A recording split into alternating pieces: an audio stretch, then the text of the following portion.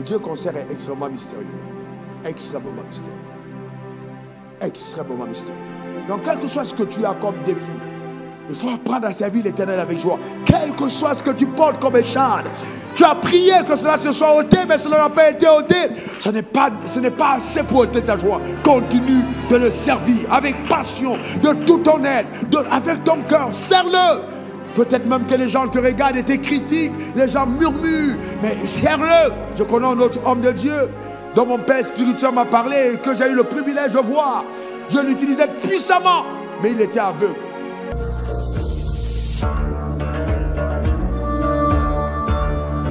Merci Seigneur. Écoutez-moi bien. Je vous rends ce témoignage d'un homme de Dieu. Un homme de Dieu dont Dieu s'est sérieusement servi.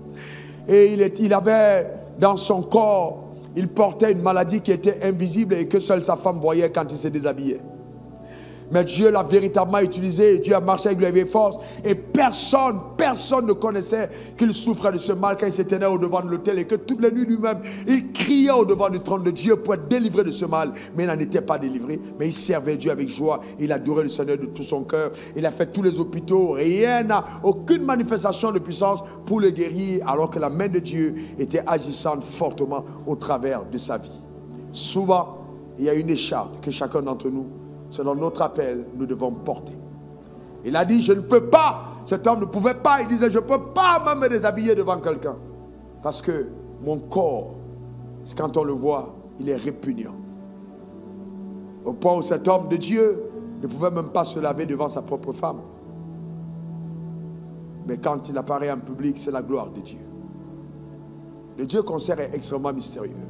Extrêmement mystérieux. Extrêmement mystérieux.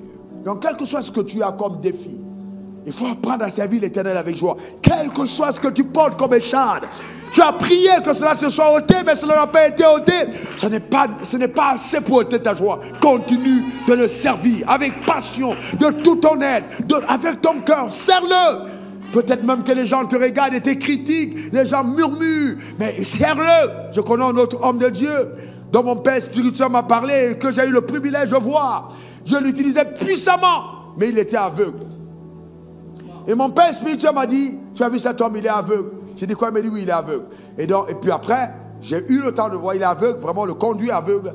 Mais vous ne pouvez pas imaginer le type de miracle qui s'opère par sa vie. Il était aveugle. Aveugle, mais utilisé par Dieu. Et donc, ce jour, je me suis dit, Dieu seul sait. Si ses yeux étaient ouverts, on ne sait pas ce qui serait passé. On ne sait pas ce qui serait passé. Peut-être qu'il serait tombé dans tellement de scandales que Dieu a dit, c'est moi aveugle. Autant tu ne me vois pas, mais tu me sers. Donc mieux vaut avoir perdu ses deux yeux et gagner le ciel que d'en avoir et gagner l'enfer.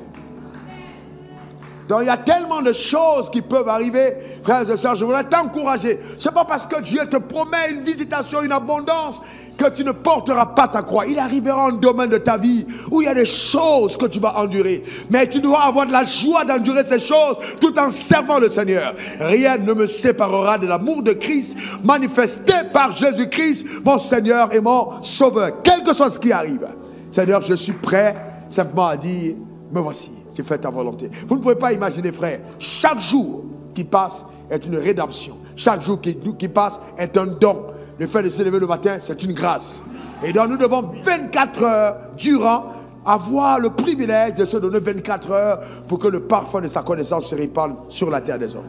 Voilà la raison pour laquelle nous devons vivre. Vous comprenez ça? Frère, nous devons vivre. Et je vais vous dire encore de tout mon cœur que gagner de l'argent n'est pas réussir sa vie. Se marier n'est pas une preuve que Dieu est avec nous.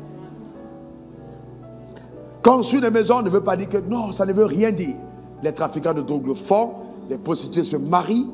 Eh bien, ça ne veut rien dire du tout. Vous savez, il y a des choses incroyables qui valent plus que toutes ces choses-là. Amen. Christ en nous. La joie du salut. La joie du salut.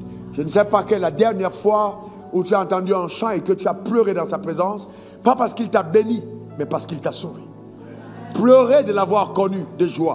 Je ne sais pas quelle est la dernière fois où cela est arrivé, où tu as entendu fredonner une chanson et puis tu es resté là calme et transporté dans les effluves de sa gloire. Il n'y a rien de tel que de servir aux intérêts d'un grand Dieu. Que Dieu bénisse ton âme et lève ta voix, prie le Seigneur. Oh,